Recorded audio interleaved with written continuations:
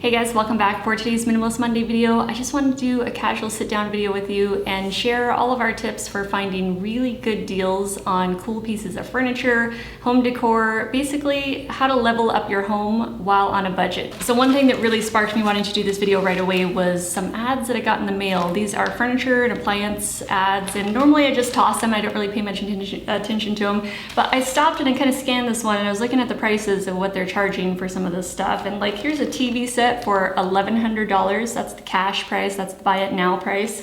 Or you could finance it and pay $100 a month and own it in 24 months. That means you're gonna be paying $2,400 for the same TV that they're charging actually only $1,100 for, but I say only, when in reality you could go to an estate sale and buy one for like 200 bucks. So if the person who wanted a new TV set, a new flat screen, if they just held off and saved their money for 2 months, they could go buy one outright. And I mean, you know what I mean? Like, oh, like here's another one. Hold on real quick. It got me all fired up. So I was like, you know what? I gotta share this with you guys. This is $1,000 for 2 small love seats, right? That's the buy it now price, 1,000 bucks. Or you could pay $80 a month and own it in 24 months, which means you're gonna be paying almost $2,000.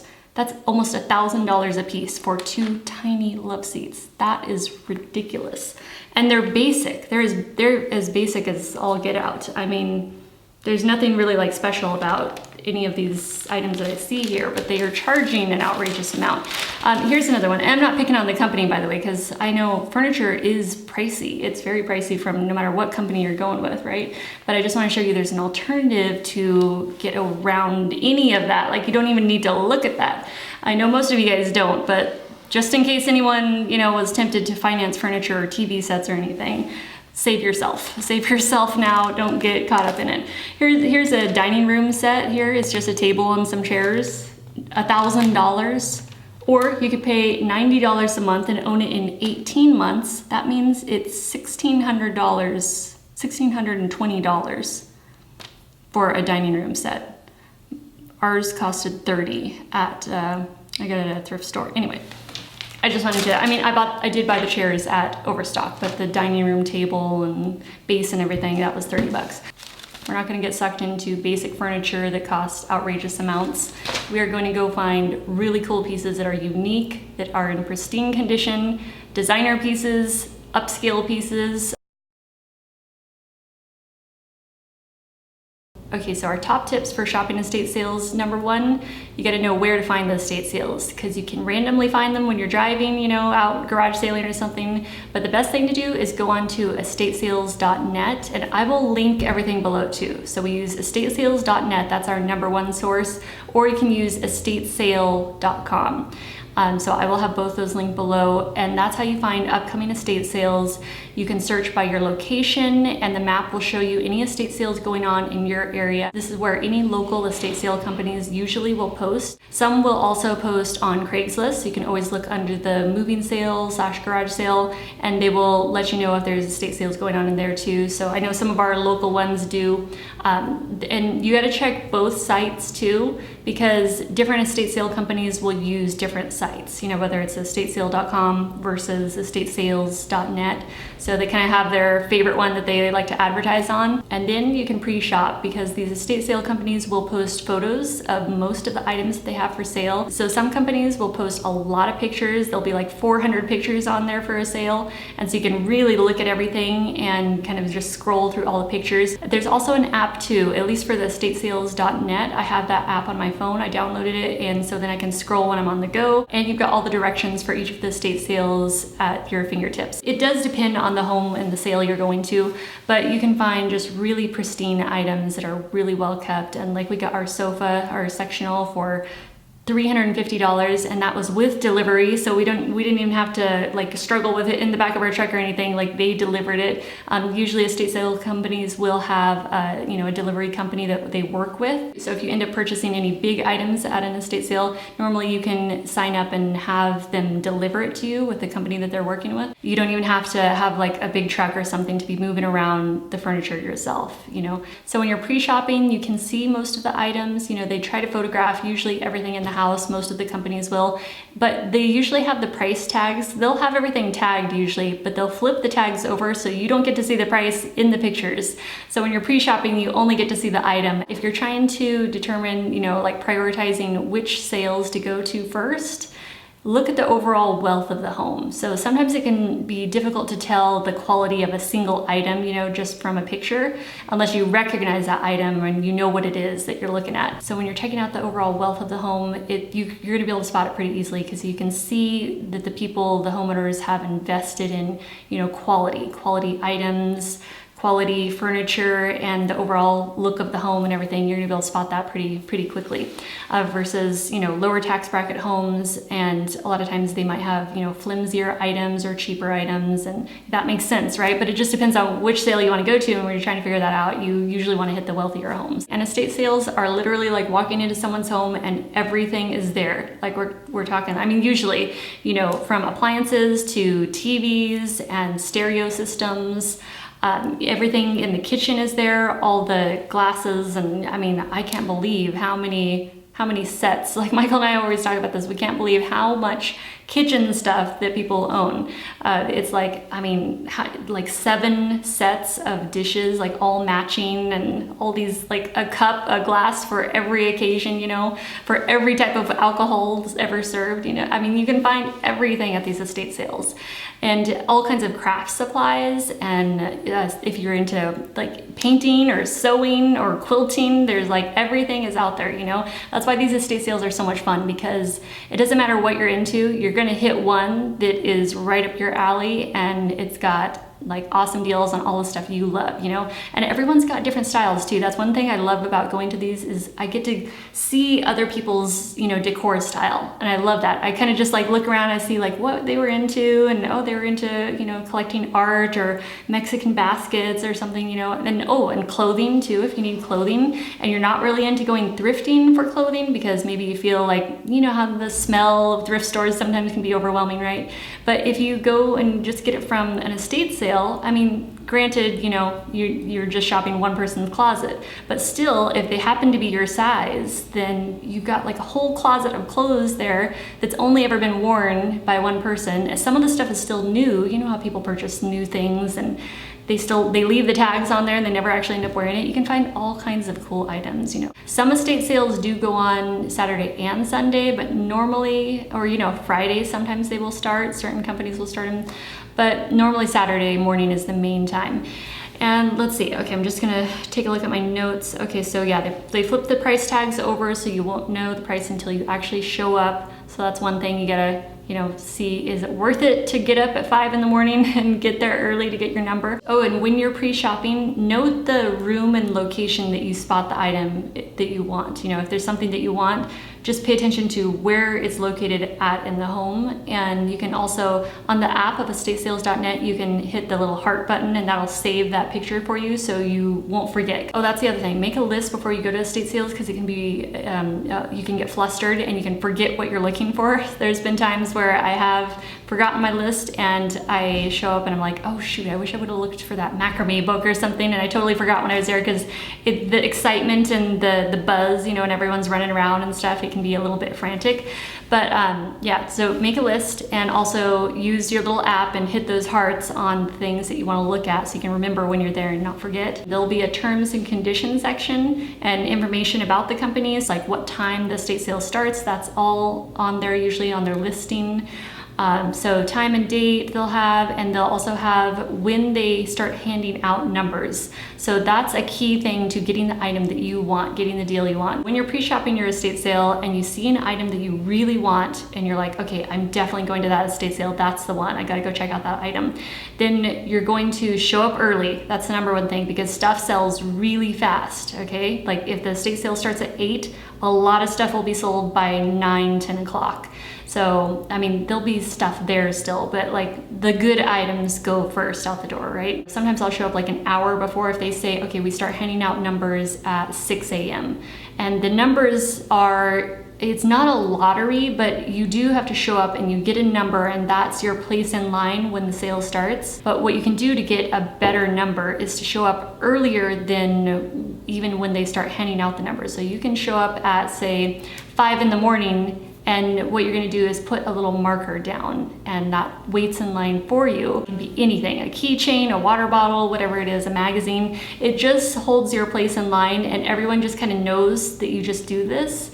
And it, you know, rules may vary depending on the estate sale company, but in our area, that's how it works. So wherever the sale is going on, you show up, you know, early. It's usually still dark out. You'll see that other people have their little markers out, and so you set your marker down too in line, and that holds your place in line before they even show up to start handing out the numbers, right? So you show up there extra early. That's usually how it goes. So instead of showing up at like 7:30 and the sale starts at 8, and you would end up with like maybe number 80 or something, depending on how good the sale is. So that's something else, is when you're looking at the sales, you gotta look at kind of with discretion and kind of know, okay, I can tell this is going to be a really popular sale, and everyone is going to be at that sale, you know, because there's the same set of people. Like it's kind of like a club. You'll get to know people too. It's like the same people going to all of the estate sales. You know, they kind of we all make our rounds, you know, every Saturday morning. So you get to know people. It's kind of fun, you know. You see the same faces,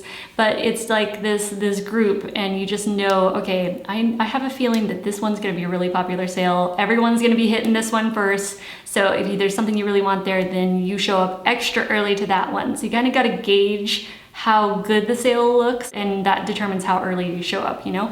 But the only reason to show up early is if there's something at that sale that you really want. Otherwise, if you're just like out, you know, having fun and it's just something to do on a Saturday morning, then you could just show up at, you know, at 8 a.m. or whenever the sale starts in your area and just walk right in, no line, no numbers, no markers or anything. So, you know, and you can browse around that way. There'll still be stuff left.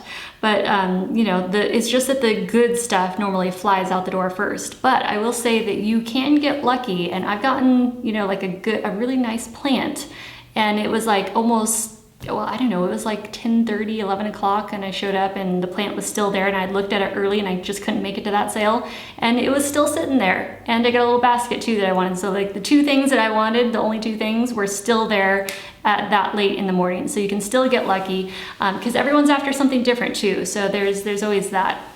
So if you've got like a really unique, kind of unusual taste in things, then, you know, you have a really good chance of getting your items. And if there is something that you want at the sale and you show up, you can actually, if you have the app on your phone, you can show it to one of the workers there, one of the employees of the estate sale company, and you can be like, hey, where is this item in the house, you know, or where is this item in the store? Sometimes we're at an estate sale shop, and they'll actually tell you, especially if you're nice to them and they've gotten to know you a little bit and you're friendly, you know, and you're cool, you know, your attitude is everything. Let's just say that. Like if you've got a good rapport with the actual workers, then they'll help you out, you know. So that way when the sale starts and everyone starts going in, you know exactly what room or what corner to run to, what part of the house or the store to head to go find your item.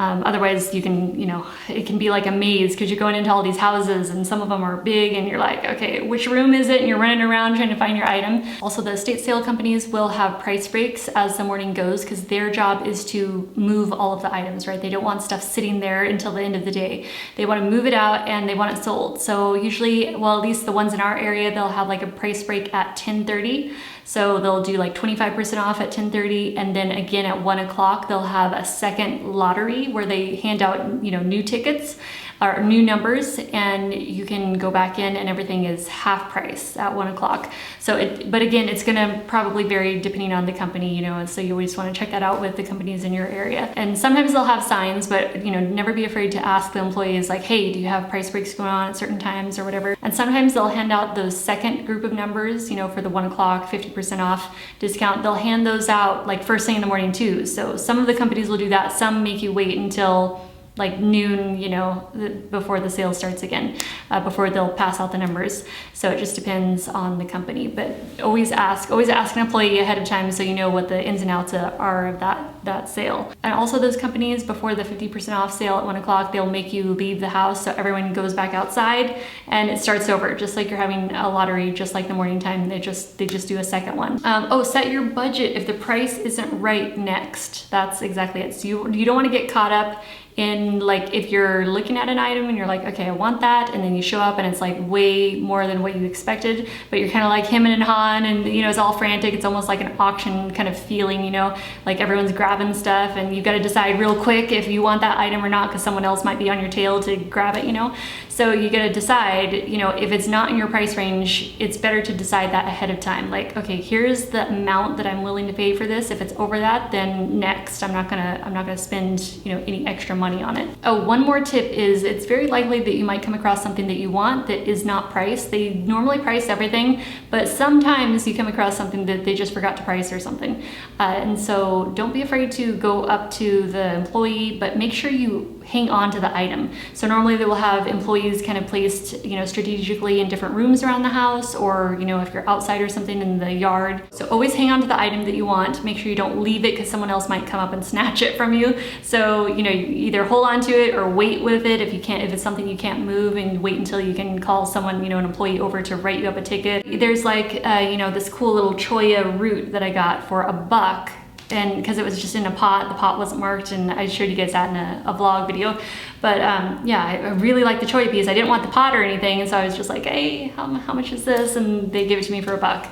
So I was super happy with that. So you just never know what you're gonna find. So if something's not marked, don't be afraid to go up and ask, but just make sure you don't leave it or set it back down, you know, because someone else will come right up on your heels and swoop it out from under you. Okay, so that's kind of like a broad picture of estate sailing. It's a lot of fun, definitely worth it, and that's Michael and I's favorite way to score deals on furniture, like the best deals on furniture and anything in the home that you need or could want. One more thing about estate sailing is you're gonna get to know the different estate sale companies, and there's gonna be certain ones that, and you're gonna notice that they just know how to price things better than other estate sale companies. So we definitely have our favorites in town, and then there's another one that we like. Yeah, I mean, there's a couple other ones that we don't really go to very often because they just tend to mark their prices higher. So you're gonna get to know that in your area. There's gonna be your favorite companies, and those are the ones you're probably gonna lean towards.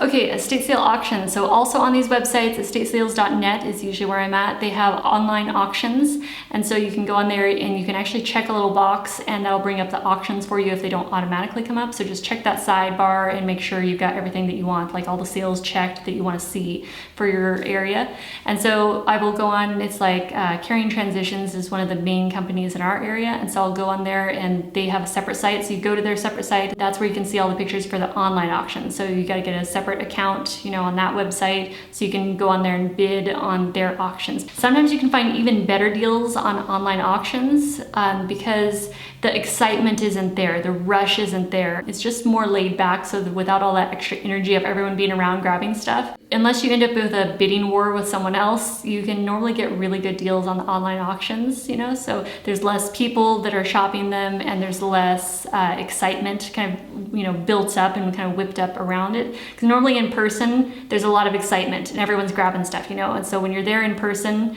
the price is as marked, you know, but online you're bidding, and so you can end up with some really, really inexpensive, cool items on there. So some of the things we found at online auctions are like Cutco knives. I get a whole set for $200.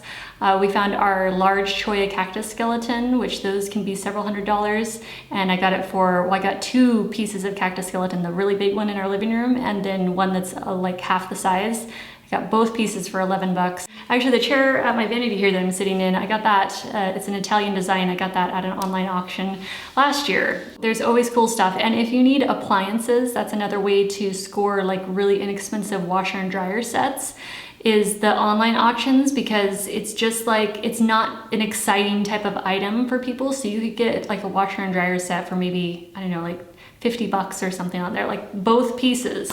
And yeah, you can't be there in person to check it out, but normally they try to give good descriptions so you can see, like, you know, was this a non-smoking home? Were there any pets in the home? Things like that. So they always have those details usually. So the online estate sale auctions are definitely another really good way to score awesome deals and get appliances and all kinds of stuff for dirt cheap. Oh, I've gotten some really good, well, I had this one big ponytail palm that I got at an online auction. I ended up selling it. So sometimes you can do that too. and just make you a little bit of money on the side, you know? So definitely another good side hustle, and it's fun because, you know, why not? If you're out looking for stuff for you, you know, you can get an idea of what sells, like what retains its value. And if you see it for a really good price at an estate sale, then snag it and resell it, make a little money on it. And then, you know, I mean, what a great little side hustle, and it's fun too.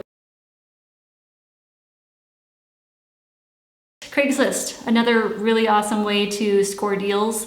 Now, those are fewer and far between, I would say, because you gotta check Craigslist all the time if you're looking for something specific. I have found some good things on Craigslist. I got a set of Copenhagen tables that I actually use as plant stands out in our living room. Oh, our coffee table, the white one we have, it reminds me of Saturn. I got that on Craigslist. The one thing about Craigslist is you can score good deals if they take bad pictures. That's something I've noticed, because other people are just kind of scanning real fast down Craigslist, and they're not really, you know, if something doesn't catch their eye immediately, they just overlook it pretty easily, it seems. So if you're scanning and you're looking more detailed at stuff and people's postings, then you can actually see like a really cool item, but the picture or the lighting or something might be bad. That was how I was able to find our coffee table, was the picture was dark and like gray, and it just looked very unexciting and bland, and it didn't make the piece look good at all, let me just say that. But I could recognize that that was a really cool piece, and I was like, oh, that, I'm going after that. So definitely look for those pieces that are really cool, but the person just happened to take bad pictures of it or in bad lighting. You can really get some good deals that way. Oh, this white glass top desk, I got that on Craigslist too, my vanity / desk.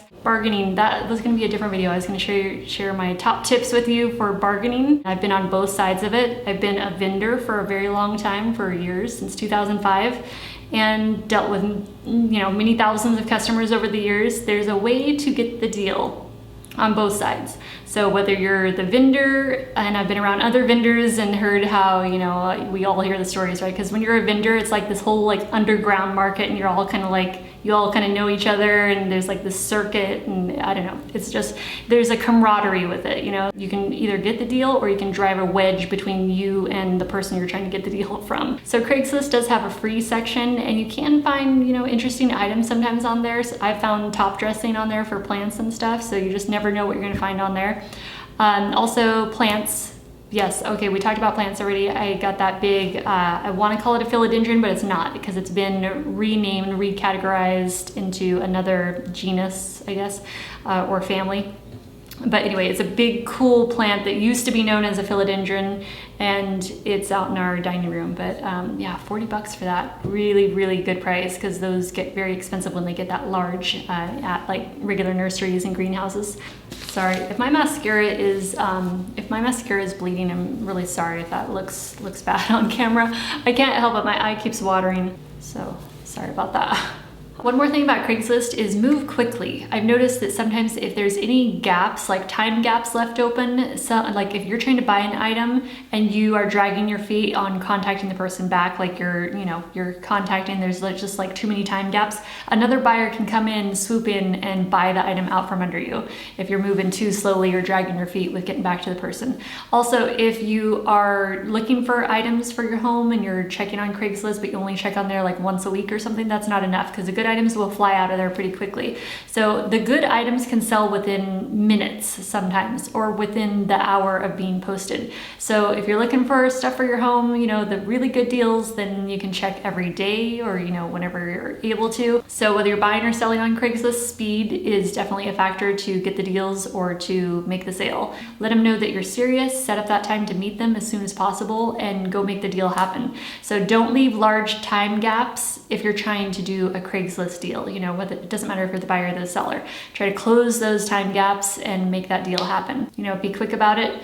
That will get you the good deals. Also, if you're going to look at a Craigslist item, I've had this happen before, so I wanted to just slip this tip in there too.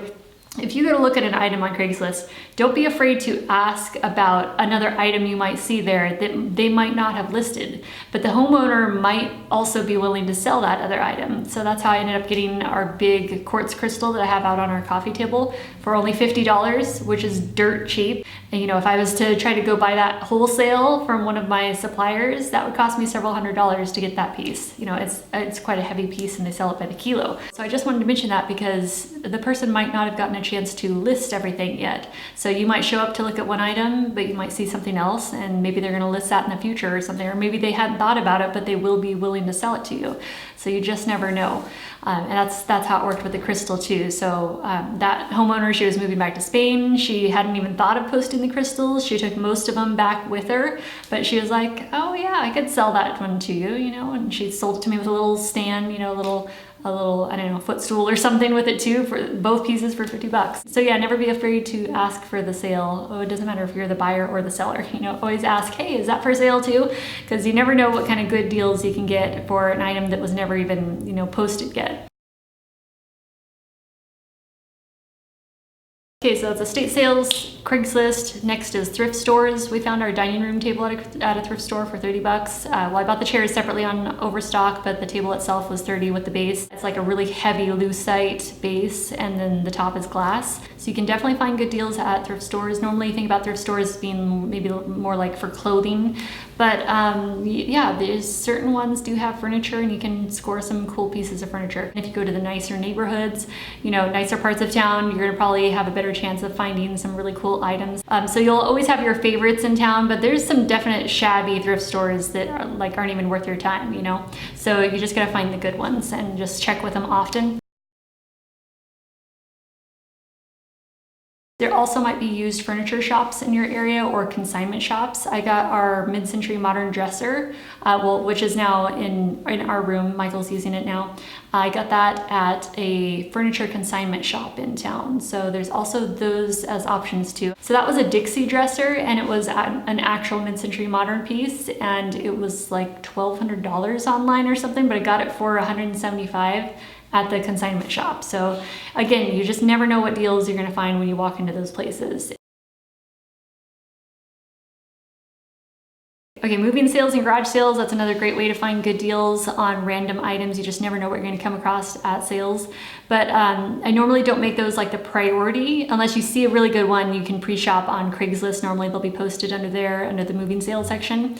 But normally those are like a secondary thing. While Michael and I will be out on a Saturday morning, we'll be going to the estate sales. And if we happen to come across some moving sale signs or garage sale or something, then we'll stop there in between. But if you're gonna go garage sailing, I'm sure most of you guys know, hit them early because the good stuff sells out fast. And by 10 o'clock, it's like, I remember when I was having our sales before we moved out in Maui, like the sale was almost done and all the best stuff was gone at 9:30, like everything had blown out already.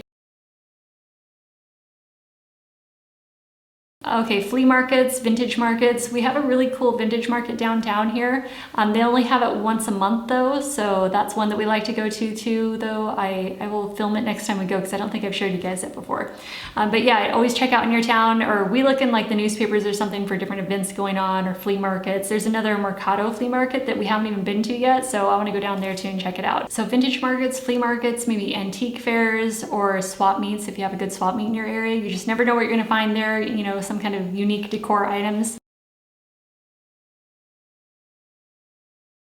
DIYs are another cool way to make items for your home, really unique items that you can't even buy, and it's all up to your creativity. Like you could go to specialty stores and get scrap pieces of marble and make like a little end table or, vanity trays. You can create really cool, unique decor pieces on a really low budget. So just know that you can still have nice things even if you're, financially you're not in the place that you want to be.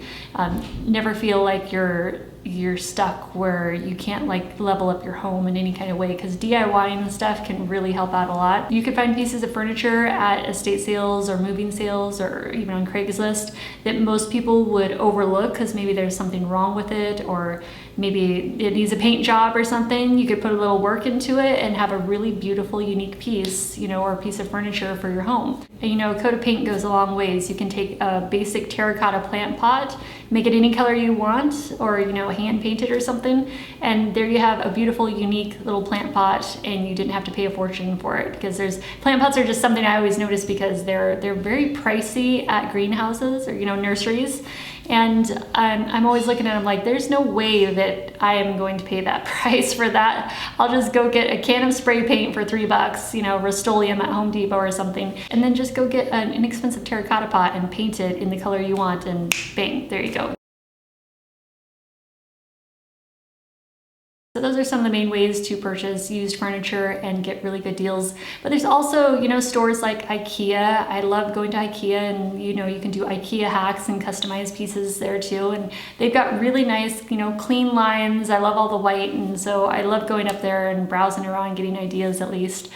They also have good rugs and things like that. You know, other items that you might not want to purchase used. You know, IKEA always comes in handy for that kind of stuff. There's also Overstock. You can get some good deals on Overstock. I've gotten a rug there, and our dining room chairs I ordered on there. And if you have a Home Goods in your area, that's another great way to score really cool items for your home. And especially on items that you don't want to purchase used. Like maybe you don't want to buy used pillows, you know, or throw pillows or something, or cushions. Maybe you want to buy those brand new, you know, and pristine, and you can get those at Home Goods for a great deal. Or baskets. I love getting baskets at Home Goods. They have great deals on those. And of course, this tip is obvious. I know you guys will already know this. Just sign up for emails at your favorite stores, and then just purchase when they have the sales going on. Like I just got our cocoon chair for 30% off from World Market. World Market is one that I like to subscribe to, and I get their texts, and so they text me whenever they're having a sale, and then I know. So you can definitely get the good deals at your favorite stores if you're just patient and just hold out for when the items go on sale, and don't